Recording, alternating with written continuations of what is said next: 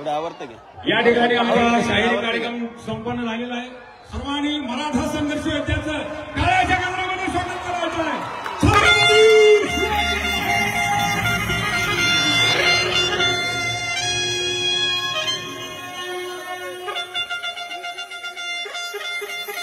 सर्वांना विनंती आहे स्टेज रिकाम करायचे। सर्वांना विनंती आहे स्टेज रिकाम करा, स्टेज रिकाम करा, खाली चला।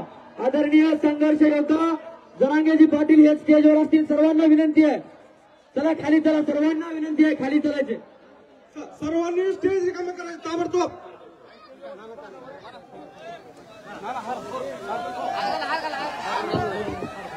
सर चल चल चल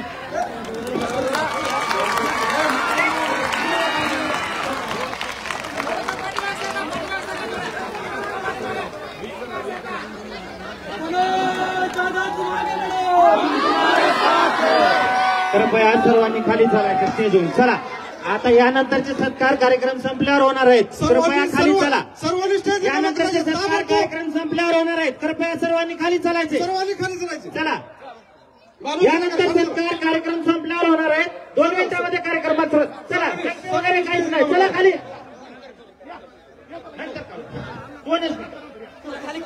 कृपया प्लीज प्लीज सर्वांना नम्राची विनंती आहे की खाली चला।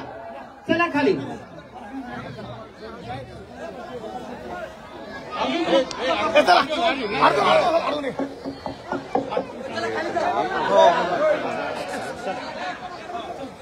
वेळ कमी आहे, चला आवडतं घ्या, आवडतं घ्या जरा। चला चला चला चला चला बस चला आवडतं घ्या दादा चला।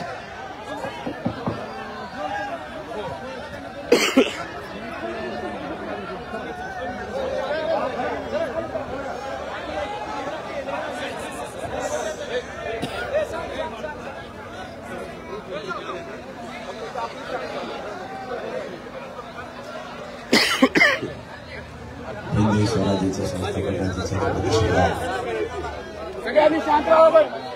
शांत बसा शांत बसा।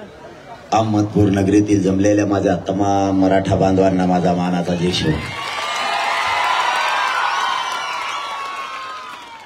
मराठा आरक्षणाचा लढा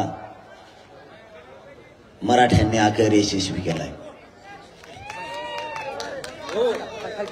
मराठा समाजाला आरक्षण मिळू शकत नाही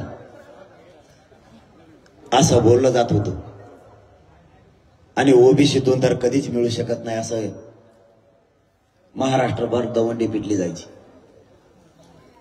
मराठा समाज कधीच एकत्र येऊ शकत नाही हेही सांगितलं जायचं। मराठा एकत्रही आला आणि मराठ्यांनी ओबीसीतून आरक्षण मिळवलं सुद्धा। आतापर्यंत मराठ्यांच्या 63 लाख नोंदी मिळाल्या आणि त्या नोंदीच्या माध्यमातून एक बसा व्यासपीठावरची नाही चला खाली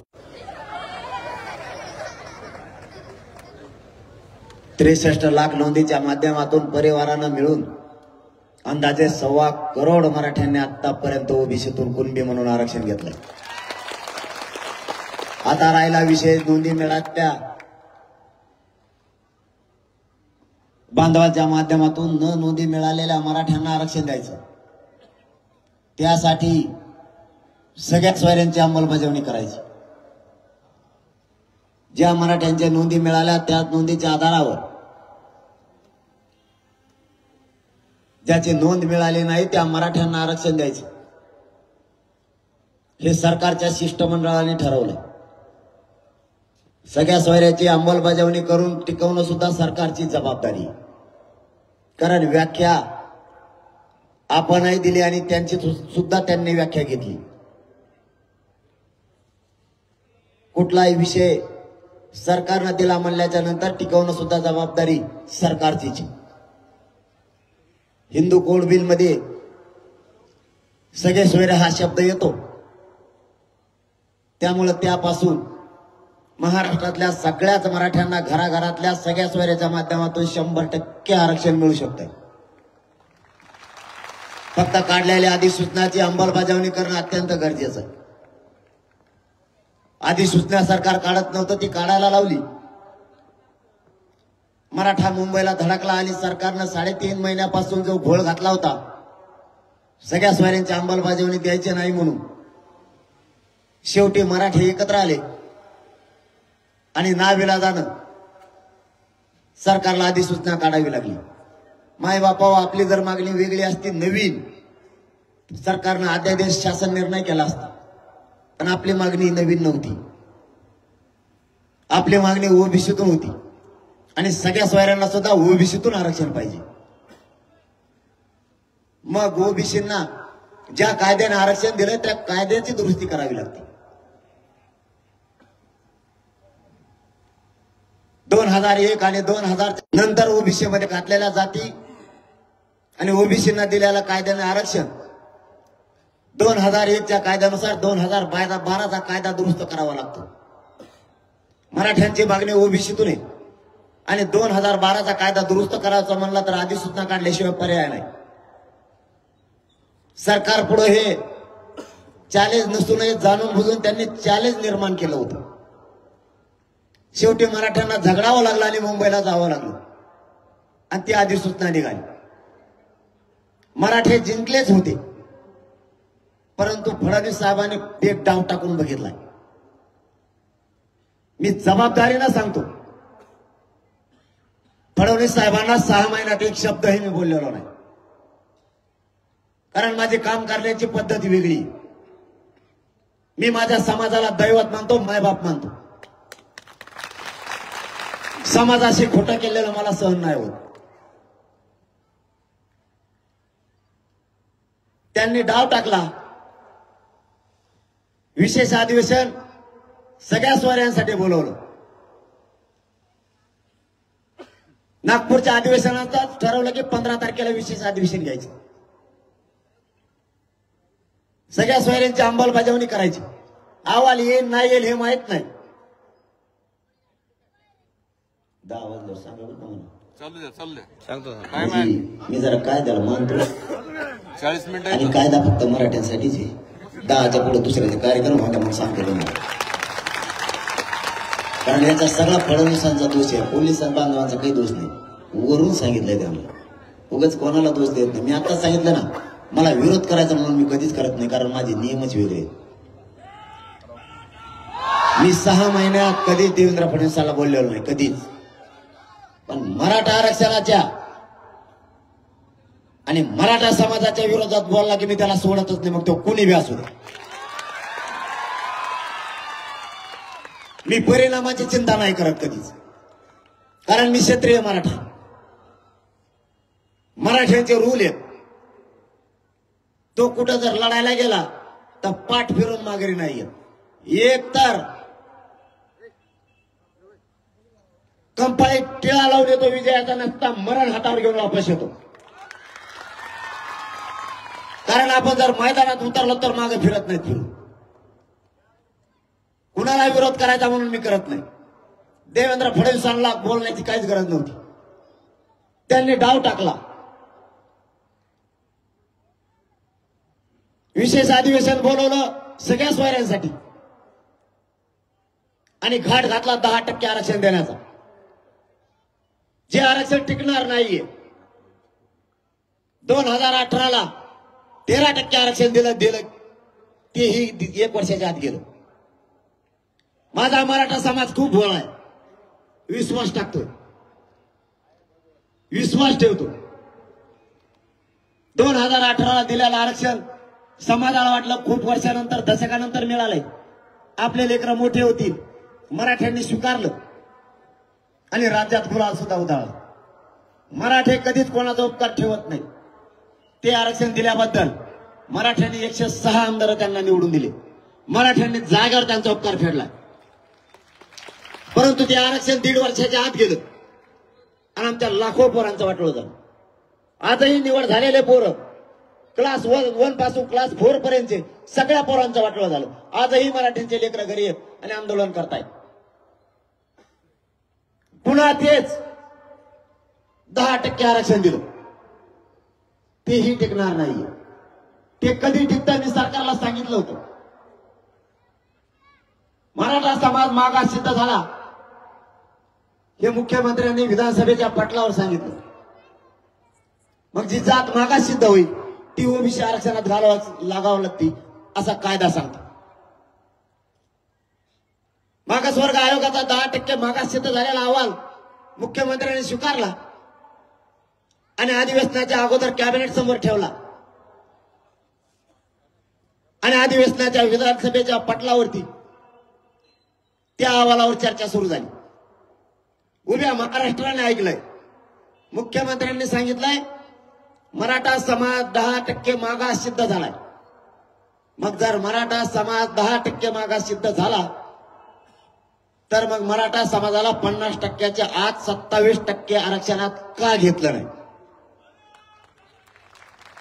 50%च्या वरती वेगळा प्रवर्ग का केला?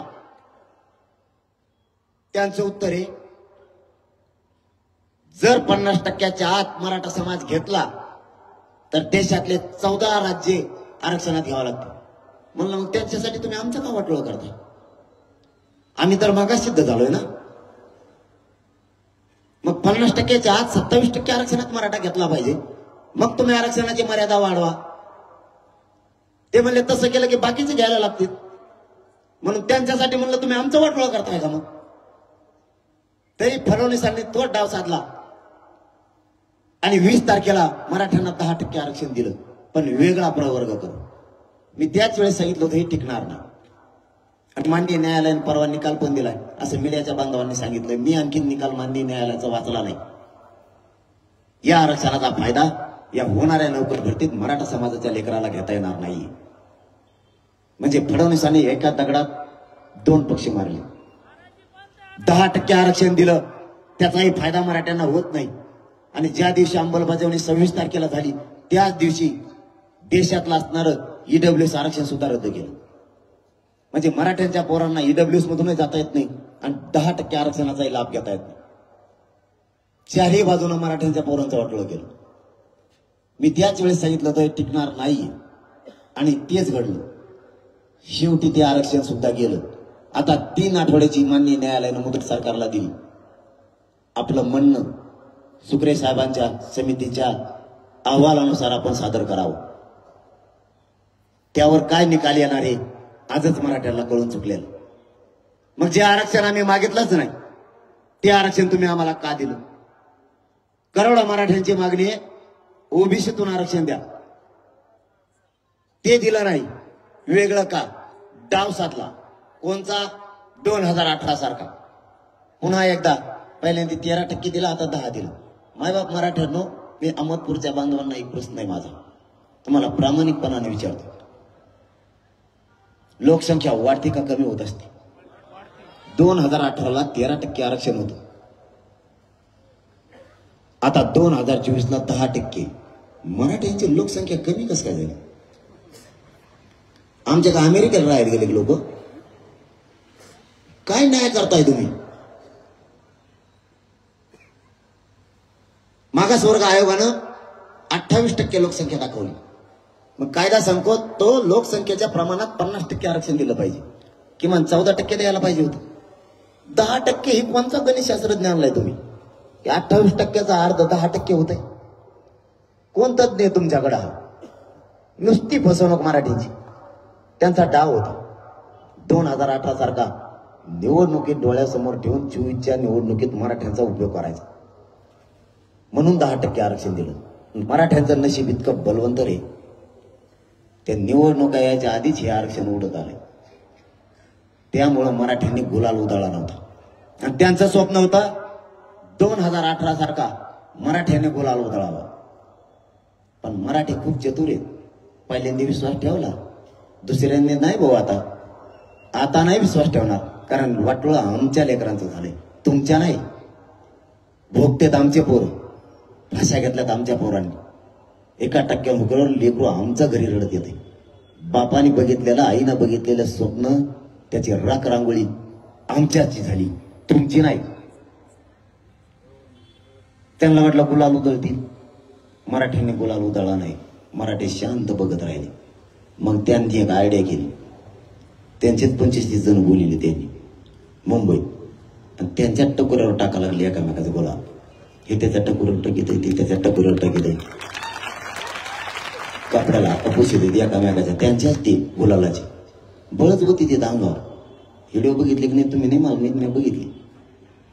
एकामेकाच्या टकोर टाकते. एक जणाचं चप्पीला केसच नाही, त्याच्या टकोऱ्यावर टाकेले. बैलाचा होता का गाऊन आणखीन गुलाल नाही घाणा त्याच्या टकोऱ्याचा. त्यांना वाटलं मग तरी उदाळा तुदाळा, तरी मराठ्यांनी उदाळा. कारण इथं प्रश्न आमच्या लेकराचा. आता फसवणूक नको, आता सावध राहा. आपली लढाई आपल्याला जिंकायची. यांनी काही करू द्या. माझ्या तर इतके मग लागले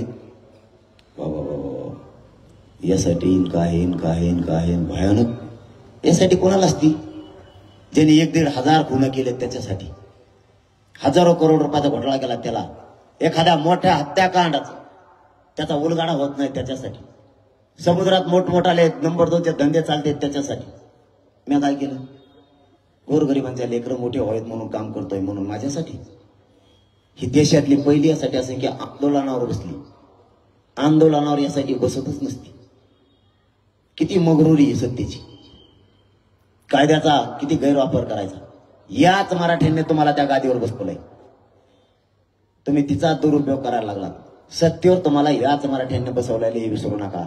तुमच्या टांगे पलटी करायला मराठ्यांना 5 मिनिटाचा सुद्धा वेळ लागणार. मी भेट नाही बाय बापा, यासाठी नेमू द्या. नाही त्याला काय नेमाच्या नेमून भेट नाही. कारण एकाचाही रुपये पठ्ठ्याने हात लावलेला नाही. या काही खानदानी मराठ्यांचं पिल्लू आहे, कोणाला हात लावलेला नाही. तुमचे सकट मंत्री मध्ये घेऊन जाईल मी, कारण त्यांनीच मला फोन केलेले. मी त्याचा स्टोरी रेकॉर्डिंग व्हायरल करून सगळ्यांना. ते एक टमरळ मध्येच बोलत आहे गिरीश महाजन. त्याला बोललो मी कवा रोज अंतरवाले असे 5 टांगड्या करून बसायचं असं माझ्या गादीला चिटकून. आणि आता तिकडे जाऊन म्हणतो त्या जरांगे पाटलांचा आम्ही खूप लाड केला. काय लाड केला तो कॉफी पाहिजे मला. तो का पाळणा बसिला मला, झोका दिला 2-3 बाऱ्या. डबड सगळ्या दुनियाचं. ते 15 रुपयाचा जात्रातला बेल्ट घातला, येईन गेली तीन वर उडीत चेटी अशी उघड चालता. मग मला नाही दम निघत. मी हे खानदानी मराठ्याचा मी करत नाही खोटं मैदान तळ पायाचा आग मस्ता घाला. कारण गोरगरीब मराठ्यांचा लाड आला तर माझ्या लेकराचं कल्याणावर राहील. कायची तो काय काय लाड केले रे? आमचा चहा पिऊन गेला अंतरवालीचा आला तवा. 20 रुपयाचे पाण्याची बाटली आमचीच प्याला. अरे 20 रुपयांसाठी महत्वाचे घामाचे पैसे आमचे. तुमच्यासारख्या जनतेच्या जीवावर पैसे कमीलेले नाहीत आम्ही मराठ्यांनी. आणि मला सांगतो लाड केले तो आमच्या अंतरवालीतल्या ग्रामपंचायत मध्ये पोहे खाल्ले तो दातातले निघले आणखी. मला सांगतो फडणवीस साहेब त्याला गप बसवा. नसता मी लय मागा लागेल मग त्याच्या बी. ते दुसरं कसं गप बसलं आता ते यावल्याचं. आयला ते खरकुड गेलं पण 7-8 दिवस झाले तिथं ना. बर्फात बसला का पण हे मला जाऊन गार. त्याला वाटलं असं बरं झालं जा तिकडे गेलाय, बरं झालं आपल्याकडनं राहायला. पण भाऊ तुला सुट्टी नाही, तुला मराठीत वाटलं गेलाय. तू नुसता मध्ये कुठं तू मध्ये बोलला की तुला वाजवलंच मी. काही देणं घेणं नाही तरी अंगावर घेतात बळच. फडणवीस साहेबाला काय गरज होती का? झाला असं उपोषण आहे 17 दिवसाचं. विधानसभेच्या पटलावरती सांगायला लागले, आई बहिणीवरून बोलले उपोषण आहे 17 दिवसाचं, पोटात काय नाही. तुम्हाला उपोषण काय फडणवीस साहेब नाही कळायचं. उपोषण काय हे जर बघायचं असलं ना फडणवीस साहेब तुम्ही दुसरं काहीच करू नका. फक्त 8 दिवस माझ्या शेजारी येऊन कशाला उपोषण करा. तुम्हाला उपोषणाची फडणवीस साहेब मग किंमत कळा. उपोषण म्हणजे काय? कुंकुम हवा ते तुमच्या तुम्हाला मेळ सुद्धा नाही लागायचे. कुंकुम निघत तुमची ढेरी पोटात चिटकालेली मै सुद्धा नाही व्हायची तुम्हाला. एक शिर 8 दिवसात डॉक्टरला सापडणार नाही तुमची. महे सुद्धा डॉक्टरला सापडत नाही. उपोषणाला पडलं 10 डॉक्टर मग हात चोळी दे. या गणबार हाडकालाच लावते शिर म्हणून. हात फुगल्यावर मध्ये हुकली का गण. तुम्हाला नाही कळायचं फडणवीस साहेब उपोषण म्हणजे काय. मला माहित नाही त्याच्यात काय बोललो का नाही बोललो, कारण त्याच्यात काय कळत नाही. ऑटोमॅटिक चिड होती. तरीही मी दिलगिरी व्यक्त केली माय बहिणीला बोललो असलो तर. कारण मी माय बहिणीचा सन्मान करतो, छत्रपतीचा विचार घेऊन चालतो. पण तुम्हाला मी बोलल्याला एवढं लागलं तुमच्या घरातली ती आई बहीण आणि आमच्या राज्यातली ती आई बहीण नाही. हे तुमचा छत्रपतींचा विचार. पालकत्व राज्याचं तुम्ही स्वीकारायचं. मायबाप म्हणून त्या राजगादीवर तुम्ही बसायचं. बोललो का नाही माहित नाही. बोललो तर तुमच्या घरातली ती आई बहीण आणि आमची ती नाही. आंतरवालीच्या माता माऊलींच्या डोक्याच्या हाणून हाणून चिंधड्या केल्या. त्यावेळेस बाईन तुम्हाला फडणवीस साहेब नाही दिसली का? आमच्या आईच्या पोटात छातीत गोळ्या गेल्या. त्यावेळेस फडणवीस साहेब तुम्हाला आई नाही दिसली का? आमची तुमची ती आई आणि आमची ती कोणीच नाही. मराठ्यांना इज्जत नाही काय? राज्यात आमची काहीच प्रतिष्ठा नाही. एका 9 वर्षाच्या मुलीच्या त्या लेकराच्या पायात गोळी शिरली. ती गोळी काढताना 1.5 लिटर त्या लेकराच्या पायात पाणी निघालं. फडणवीस साहेब त्यावेळेस तुम्हाला ती आई बहीण नाही दिसली का? तुमची ती आई बहीण आणि दुसऱ्याची ती नाही. आमच्या अंतरवालीच्या माता माऊलींचे डोक्यात बंदुकीचे दस्ते घालून तिच्या डोक्याच्या चिंधड्या केल्या. त्यावेळेस नाही का तिची तुम्हाला आई बहीण? तुम्हाला बोललेला अख्खा अधिवेशन अंगावर घेतलं. दिवसभर अधिवेशनात एकच चर्चा. मराठ्यांच्या आई बहिणीवरती हल्ला झाला आणि मराठ्यांचे हरामखोर मंत्री आणि आमदार मराठ्यांच्या बाजूने बोलायचे तर पक्षाच्या बाजूने बोलायला लागले. अरे कुळप्पा फेडताल. या जातीनं तुम्हाला मोठं केलाय. मी जातीसाठी भांडतोय. त्यात मराठ्यांचे आमदार आणि मंत्री सुद्धा आरक्षण घेणार आहेत. गोरगरिबांचे लेकर अधिकारी झाले पाहिजेत. आमचा अधिकाऱ्यांचा टक्का कमी झालाय म्हणून जीवाची बाजी लावून लढतोय. आपल्या आई बहिणीवर हल्ला झाला त्यावेळेस तुमचे काय तोंड शिवले होते का? आज तुमच्या नेत्याला बोललो तर तुम्ही नेत्याला बाप मानायला लागलात. तुम्ही जातीला बाप मानायला पाहिजे कारण तुम्हाला जातीनं मोठं केलंय. आता या अंतरवालीच्या पोरांच्या छातीत गोळ्यात लिलावते हॉस्पिटलला त्यांना नेलाय. नाही निघाले. त्यात फडणवीस साहेबांना नाही का मायबाप लेकर दिसले. स्वतःची मात्र आई आणि दुसऱ्याच्या आईच्या डोक्याच्या चिंधड्या करायच्या. हेच राज्य चालवता काय तुम्ही? छत्रपतींचे विचार मला शिकवणार आणि तुम्ही फक्त आमच्या मताच्या जीवावर चोगवा मागणार. आता नाही. तुमची मस्ती किती आहे आम्ही बघतो. जरा थांबा. आमच्या एका आजीच्या गुडघ्यात गोळी शिरली.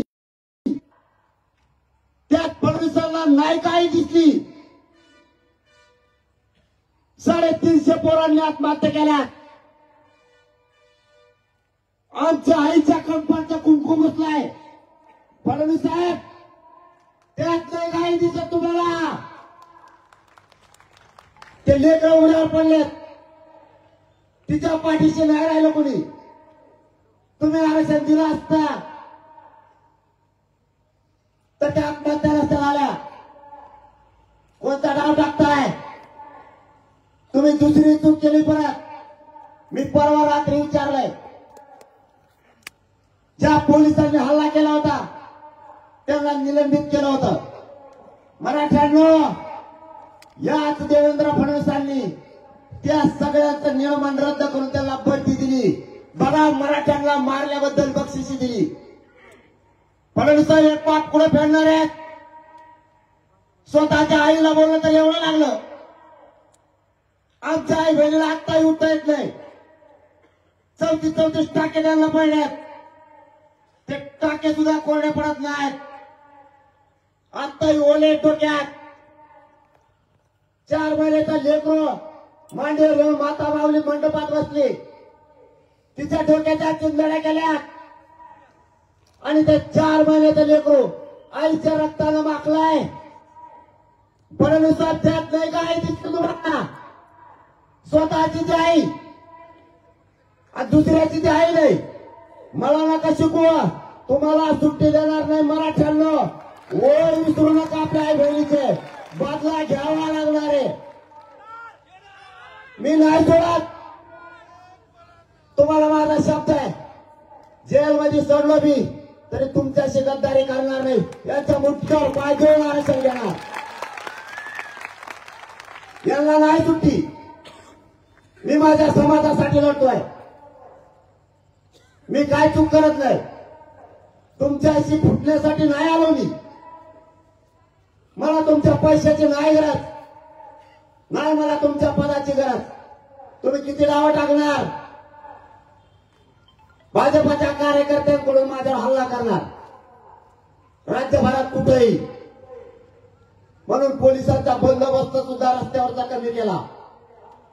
आज सकाळपासून वाढवलाय. त्या हिंगोलीच्या पोलीस बांधवांचे खरंच आभार आज वाढलाय. परंतु फडणवीस साहेब, हे निर्देश देणं तुमच्यासाठी चांगलं नाही. आणि तुमचा कोण भाजपचा कार्यकर्ता ना, त्याला म्हणून तो माझ्या गाडीच्या पुढे येतो मग दाखवतो तुला.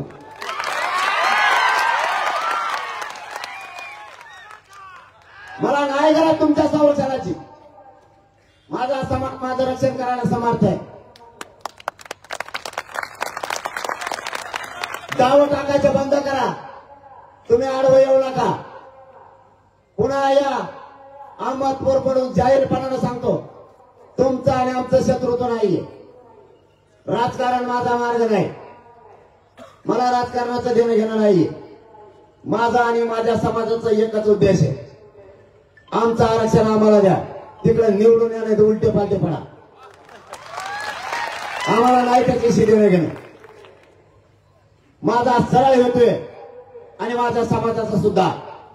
आम्हाला आमचे लेकरं मोठे करायचे. राज्यापासून केंद्रापर्यंत अधिकारी झालेले बघायचे. तेवढं स्वप्न घेऊन आज 7 महिने झालं रस्त्यावरती मी.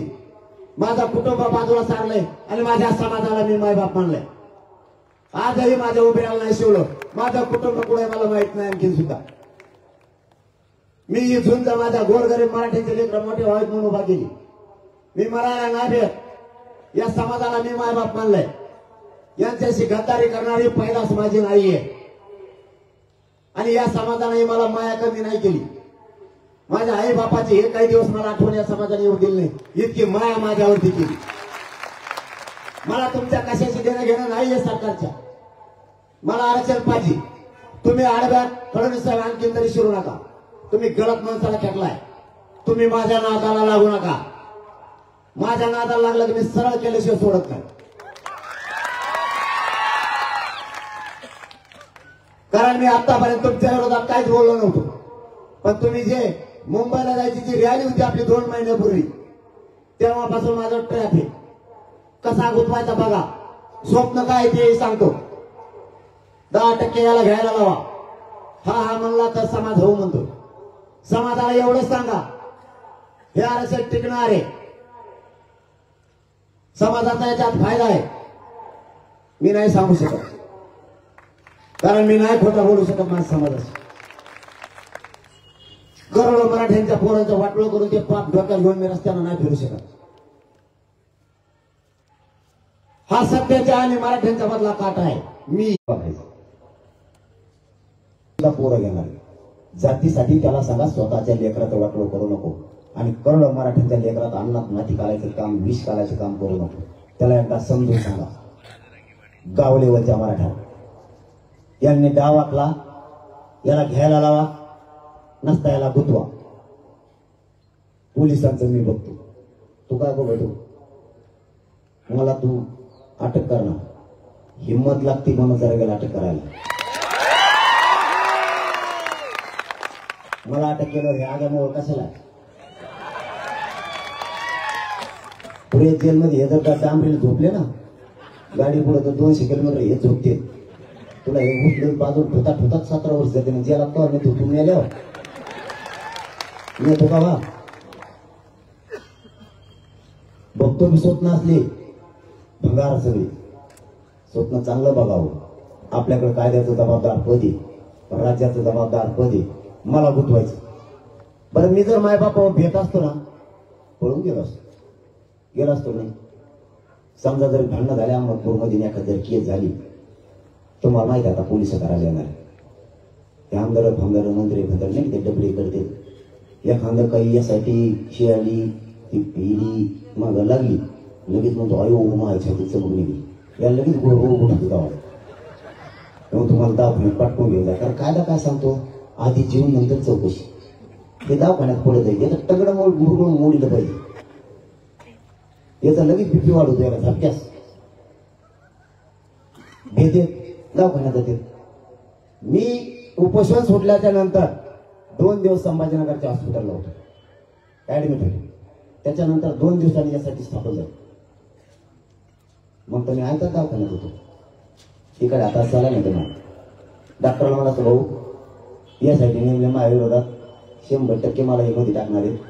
इकडे 7-8 सलाईन पोचले आता आणि कोमात गेलो म्हणून सांग. मला माहित झालंय माझ्या चौकशी येणार आहे. त्याच दिवशी सलाईन तोडून टाक. डॉक्टरला म्हणलं तर काळी गाबाळ तो, मला आंतरवालीत जायचं. आंतरवालीत जाऊन बसलो, आणखी नाही ना कोंकण हिंदी ती काय नाही. माझ्याजवळ काय नाही, मी कोणालाच हात नाही लावला. माझ्या पाठीशी कोण आहे तुम्हाला बघायचंय, ह्यो समाज आहे, करोडो माझ्या पाठीशी. तुम्हाला काहीच सापडू शकत नाही त्याच्यात. काही गप्पा हल्ले काहीच होणार नाही. फक्त प्रामाणिक लढा आहे आणि माझा समाजावर माझी निष्ठा आहे. मी नाही फुटत आणि यांना मॅनेजर होत नाही आणि फुटत आणि सगळ्यात मोठं तुकडं त्यांचं ती. याला बाजूला हटवा, मी नाही हटत आणि हटणार बी नाही. आणि त्यांचं तेच म्हणणं आहे, ह्यो सत्याच्या मधला काटा. म्हणलं तर ठीक आहे, तुला बळी घ्यायचा ना माझा, आणि चल म्हणलं मी चल सागर बंगला, चल निघालो. गेलो तिकडून लगेच म्हणतो या सागर बंगलावर उघडा आहे, सरकारी बंगला आहे ते, तुमचं स्वागत आहे. आणि मी 8 किलोमीटर गेलो, घेतलं का ओढालून.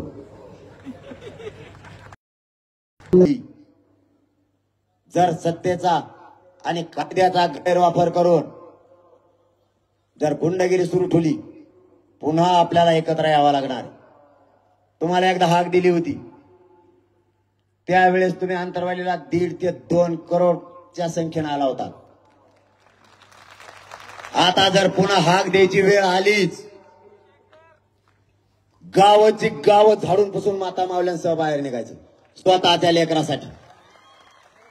आता 4 नाही 5 ते 6 करोड मराठा देशातून एकत्र येणार आहे. जगात अशी शक्ती कोणी बघितली नसन, इतक्या ताकदीनं मराठी आता एकत्र या. आपण 900 एकर रान बघतोय सध्या. 900 एकर मध्ये मराठ्यांची जगातली सगळ्यात मोठी रेकॉर्ड ब्रेक सभा होणार आहे. आता सुट्टी नाही, काही झालं तरी कोणीच मागे सरकायचं नाही. आता आजच पासून सावध राहा, आजपासून जागे व्हा, गावाची गावं पिंजून काढा, आपल्या बांधवांना जागृत करा. आपले लेकरं मोठे करायचे. सगळ्या सोयऱ्यांची अंमलबजावणी झाली, आपल्या सगळ्यांचं कल्याण झालं. याच्यात राजकारणी मराठा सुद्धा आरक्षण घेणार आहे, नोकरदार मराठा सुद्धा, व्यावसायिक मराठा, शेतकरी मराठा, कष्टकरी मराठा, सगळेच करोडो मराठी आरक्षण घेणार आहेत. म्हणून आज जातीचा मुद्दा बनून बघा. जातीची अस्मिता महत्वाची आहे. जात आणि जातीचे लेकरं टिकले पाहिजे यासाठी प्रयत्न करा. तुम्हालाही सांगतो, तुमच्या डोळ्यासमोर लेकरं ठेवा, राजकारणी ठेवू नका. तुमचे लेकरं मोठं करण्याच्या मागे लागा. अशी संधी घालू नका, अशी संधी पुन्हा येणार नाही. या संधीचं सोनं करा.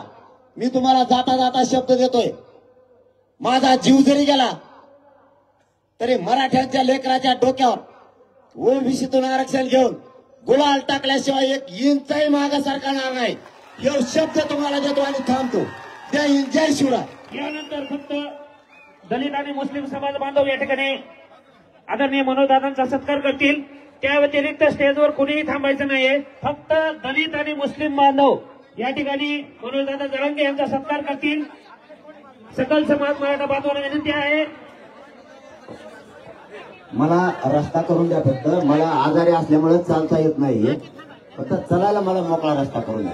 कृपया वर यांच्या वतीने कुणी थांबणार नाहीये. फक्त मुस्लिम समाज बांधव आणि दलित समाज बांधव यांच्या वतीने या ठिकाणी सत्कार होणार आहे. बाकीच्यांनी खाली व्हायचंय. सर्व सकल समाज बांधवांना विनंती आहे, कृपा करून आपण सर्वांनी खाली यायचंय. या ठिकाणी अखंड महाराष्ट्राला या माध्यमातून आपल्याला संदेश द्यायचा आहे की या ठिकाणी फक्त दलित बांधव आणि मुस्लिम बांधव या ठिकाणी आदरणीय मनोजदादा धनंजय पाटील यांचा सत्कार करत आहेत. त्यामुळे सर्व सकल समाज बांधवांना विनंती आहे, स्टेजवर आपण कुणीही गर्दी करायची नाहीये. मनोजदादा धनंजय पाटील यांच्यावर प्रेम करणाऱ्या सर्व सकल बांधवांना विनंती आहे. मनोजदादांची तब्येत अत्यंत खराब आहे, त्यामुळे त्यांना व्यवस्थित वाट करून द्यायचे, त्यांना अडवायचं नाहीये आणि तिथे विनाकारण गर्दी करायची नाहीये. या ठिकाणी फक्त दलित व मुस्लिम समाज बांधव या ठिकाणी सकल मराठा समाज बांधवांना विनंती आहे, आपण या ठिकाणी बॅरिकेड निर्माण करायचे. मनोजदादांना या ठिकाणी पुढे काढून द्यायचंय, बॅरिकेड करावं लागेल. सकल समाज बांधवांना विनंती आहे, या ठिकाणी बॅरिकेड करून दादांना आपण व्यवस्थित त्या गाडीमध्ये बसवायचंय. दादांना जाण्यासाठी रस्ता मोकळा करून द्यायचा आहे. सर्व सकल मराठा बांधवांना पुन्हा एकदा विनंती आहे की आदरणीय मनोज जरांगे पाटील यांच्या तब्येतीची संबंध महाराष्ट्रातल्या मराठा बांधवांना काळजी आहे आणि आपणास विनंती आहे की आपण सर्वांनी दादांना जाण्यासाठी रस्ता मोकळा करून द्यायचा आहे. आणि दादांची जी सिक्युरिटी आहे, हिंगोलीकर आपण दादांना रस्ता जारी, चला लवकर हिंगोलीकर. सर्व सकल समाज बांधव अहमदपूर यांना विनंती आहे, दादांसाठी बॅरिकेड तयार करायचे. दादा